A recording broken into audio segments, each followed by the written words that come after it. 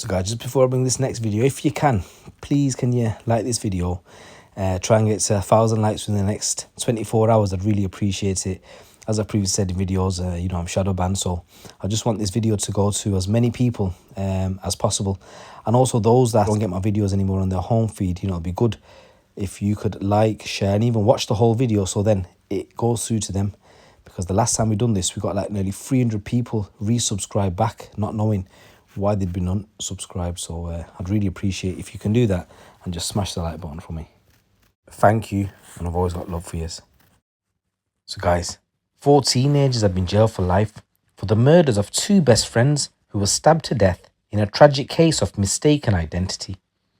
Mason Rist, who was 15, and Max Dixon, who was 16, were brutally killed after being chased by a gang of 4 armed teenagers in the Knowle West area of Bristol as they went out for pizza.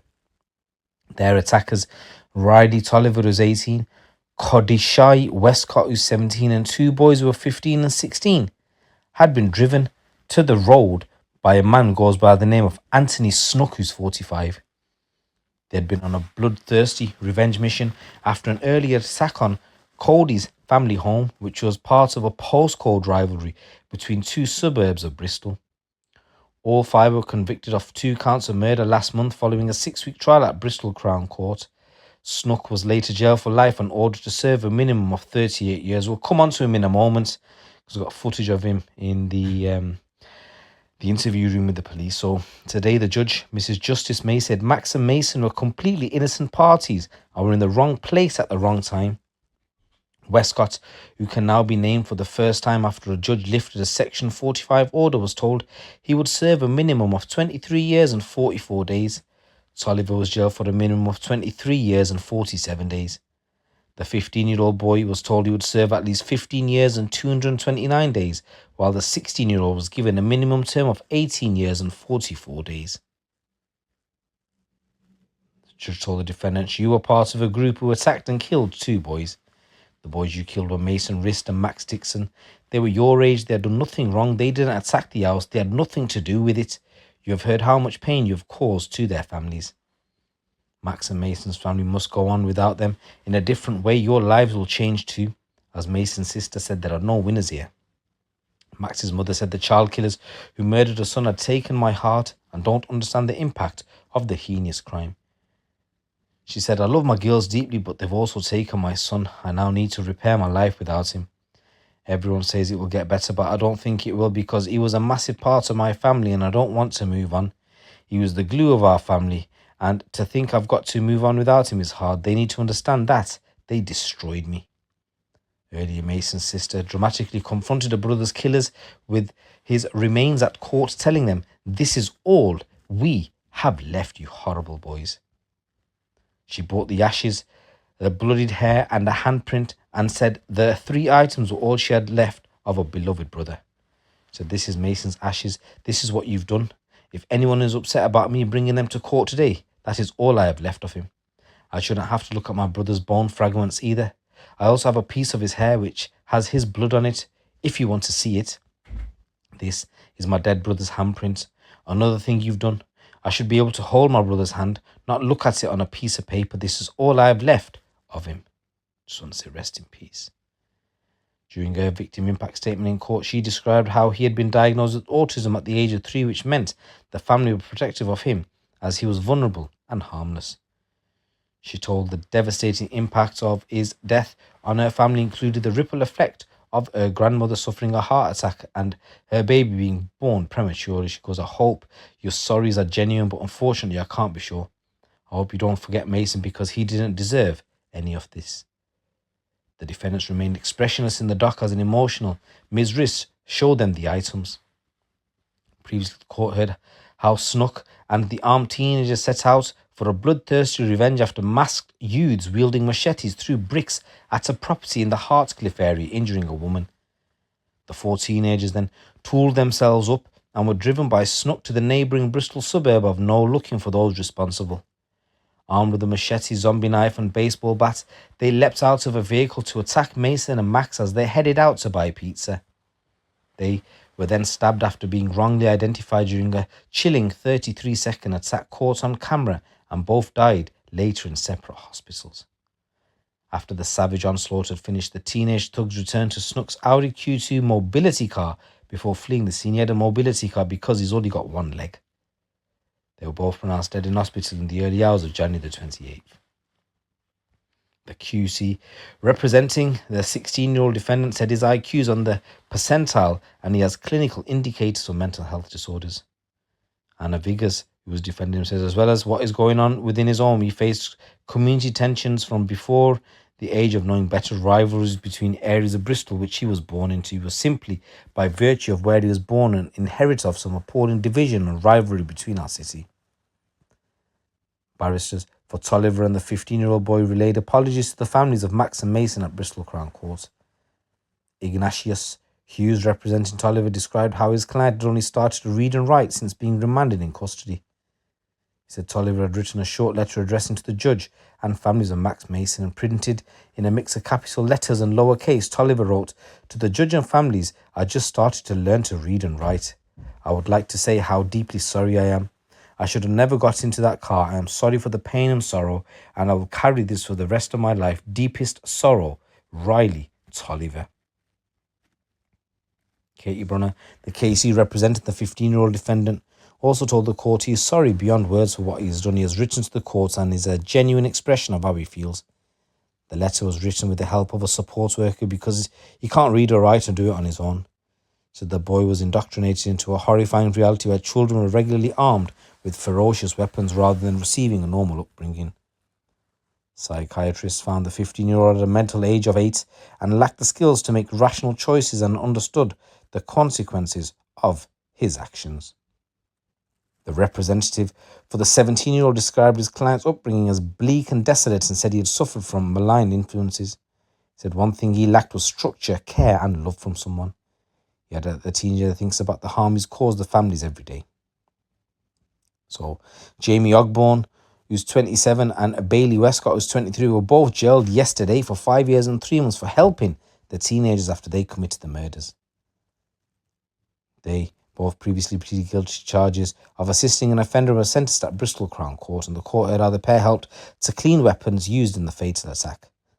Wescott lit a fire to dispose of items linked to the attack, while Ogborn arranged taxis and a change of clothing for 2 of the teenage murderers.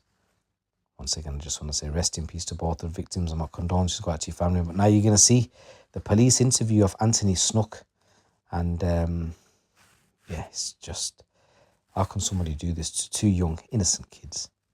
Reporting that his family home had been attacked and his mother injured, and that Westers had done it. One of the first people that Bailey called was a friend of his, Anthony Snook.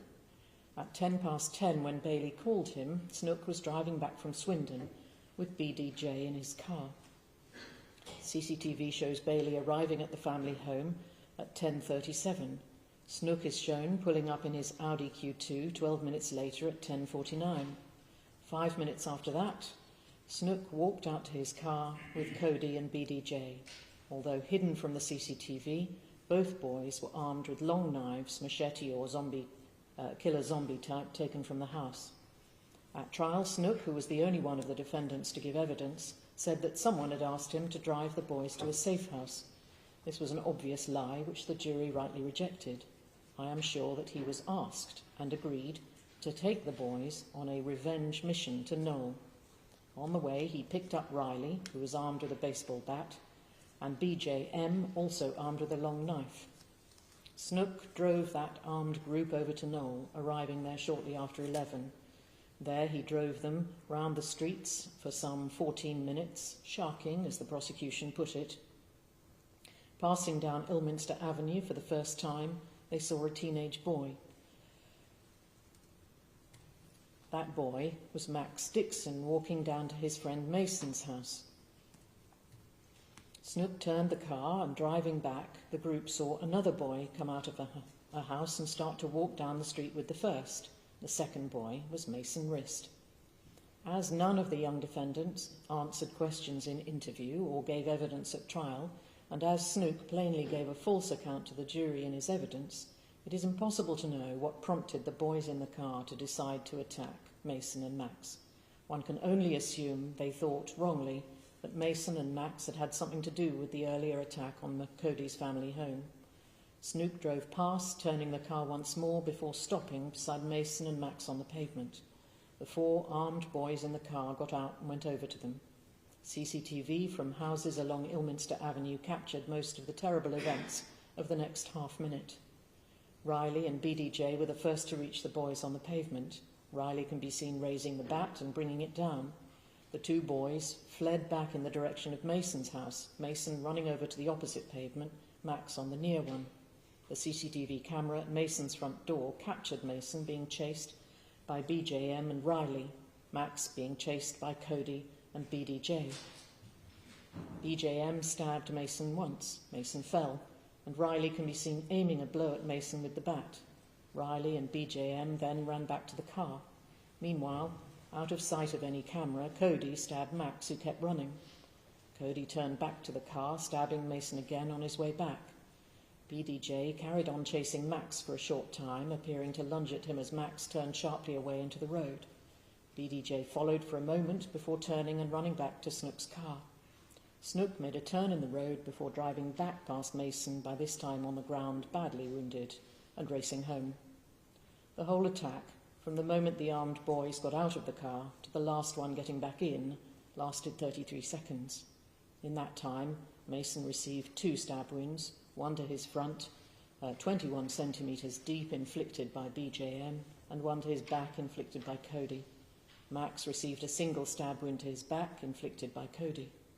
The wounds to both boys allowed them to carry on running for a short time, but in each case, the internal damage which had been caused was unsurvivable, the blood loss too great. Members of the public, police and paramedics did all they could. The boys were rushed to hospital but couldn't be saved. They both died shortly afterwards. Snook dropped off 2 of the boys on the way back to Hartcliffe. He took Kodi and BDJ back to Kodi's house. CCTV shows both boys running in carrying long knives.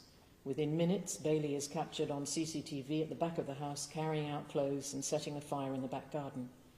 Bailey had by this time been joined at the house by his friend Jamie Ogborn, aged 26, who can also be seen outside tending to the fire.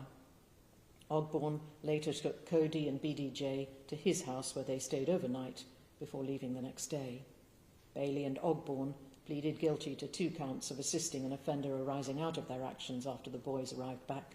They were sentenced yesterday. The police traced Snook almost immediately by the car registration captured on APNR going into Knowle. It was not long before they had identified the link to the house in Hartcliffe, and through that, the identity of other suspects, including these 4 young defendants. The house in Hartcliffe was searched the next day. 8 knives in all were recovered, including the 2 taken to Knowle by Kodi and BDJ. These 2 knives were truly fearsome, one a machete with a 48-centimetre blade, the other a killer zombie type, black, with a 51-centimetre partially notched blade ending in a sharp, slender point. It is an offence to sell such knives in this country. No phones belonging to any of the young defendants were recovered, nor was the knife which BJM used to stab Mason.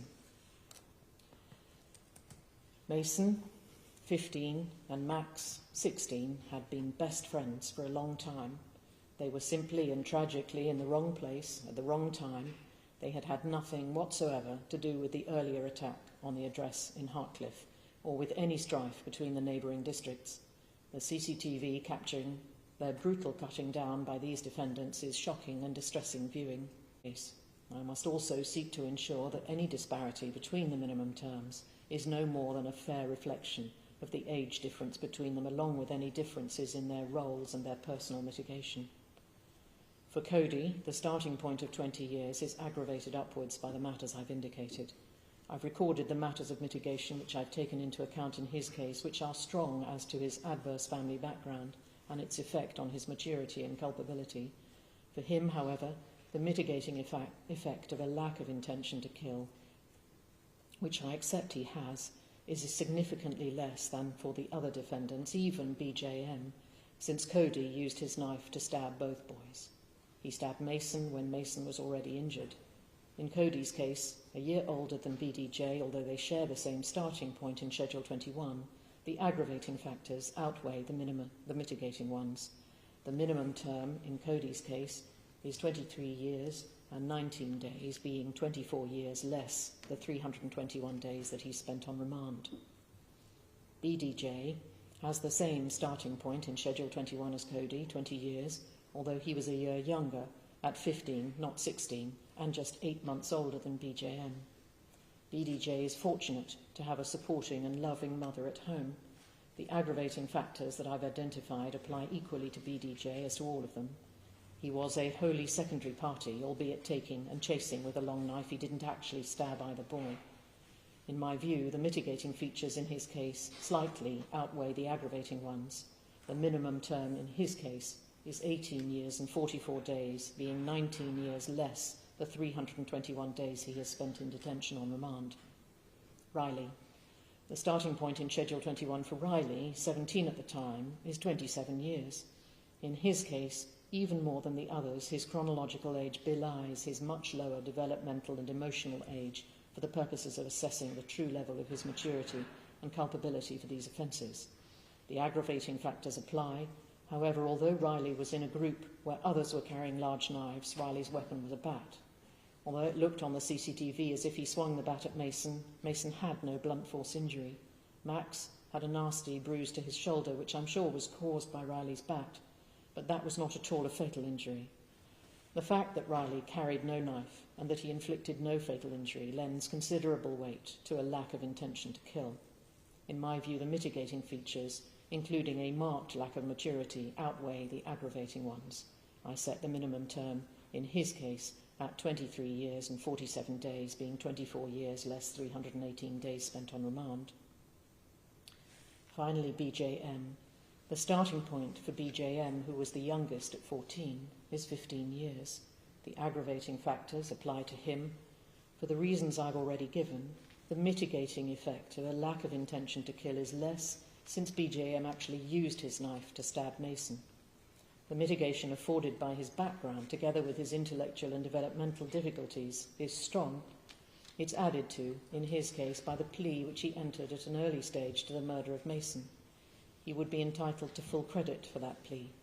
However, a similar reduction does not apply to the murder of Max, of which BJM was convicted after trial as a secondary party. So a full 1/6 reduction on the whole sentence would not be right. Ms. Brunner suggested that a 2-year reduction would be appropriate as reflecting 1/6 of the 13-year starting point which would have applied to a single murder committed by a 14-year-old carrying a knife. I conclude that this is too great a reduction given the allowance for totality taken into account in the 2-year difference between the 13-year and 15-year starting points.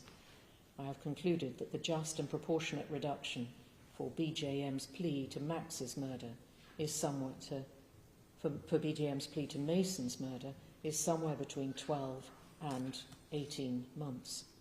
Taking this into account, along with the other mitigating features, I set the minimum term in BJM's case as 15 years, 229 days, being 16 and a half years less 318 days spent on remand. Before I finish, I want to say this. A fair trial depends on defendants being well represented, whoever they are and whatever they've done. Defending at a murder trial is always complex and challenging. Defending children at a murder trial is so much more so. The defendants in this case have all been particularly vulnerable by reason of their personal circumstances. It has been an especially demanding piece of work for the solicitors representing these young defendants, where the public outcry has been great and the distress of Mason and Max's families so understandably acute. Reeds and Allen Houle are the two firms who between them supplied the 4 skilled individuals who've represented the defendants here. I want to commend them for their hard and difficult work and to say how grateful the court is to them for doing so well the job of defending that has to be done. I would also like to commend the valuable work of the intermediary who was here for the whole trial and sentence and who assisted the youngest defendant. Once again, I just want to say rest in peace to both of the lads, and my condolences go out to your family. It's your boy GC. Keep it locked, keep it real.